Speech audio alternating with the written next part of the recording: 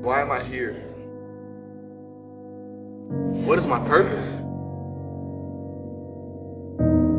I just want to believe in something. I just want to be loved. There's got to be more. Sound familiar? No amount of partying, drugs, sex, good grades, a good reputation, or being moral is going to answer any of these questions. It's not going to make you happy. It's not going to satisfy your heart. It wasn't meant to. Only one thing was. God. So please don't stop the tape, because God has a message for you. I love you. God is the perfect, everlasting love. He made us in His image, with dignity, value, worth, and purpose. We were created to worship, but we worship sin instead of Him.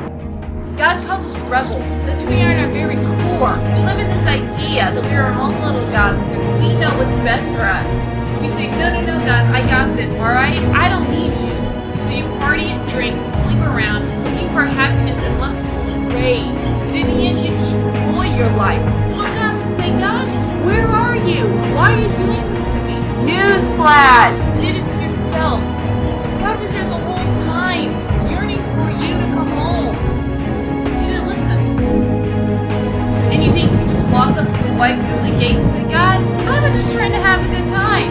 Every single soul has sinned against a perfect and holy God. We can't just leave that under the rug.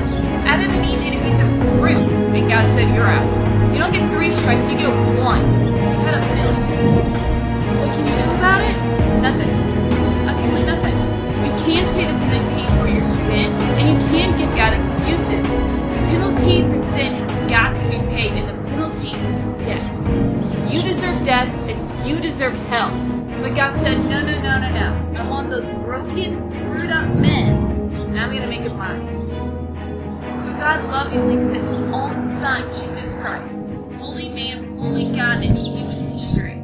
He lived the life we can't live, died the death we should have died, and on that cross, He bore our sin, yours and mine. He became our substitute, our scapegoat. And He rises from death, conquering Satan's sin and death. And we are made righteous, perfect, forgiven, redeemed, and justified. All by Jesus' work, none of our own. It's called grace, and it's freely given to us. On the cross, Jesus said, it is finished.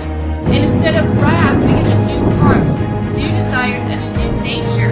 In Christ, we find meaning. In Christ, we find purpose. In Christ, we find hope and joy. And in Christ, we find love. And yes, Jesus is alive today. And make no mistake, He is coming back to judge the living and the dead. And those who trust in Him will get to spend eternity with Him from heaven. Those who don't will get to spend eternity apart from Him in the eternal torment of hell. Now, I'm not saying do better, try harder. You cannot save yourself, so stop trying. But we have rules of the Bible anyway. Do this, don't do that, and you'll get it. What we end up with is a moralistic religion that says if I do enough good things or am better than most people, then God owes me heaven, as if He's indebted to us somehow. God never said that.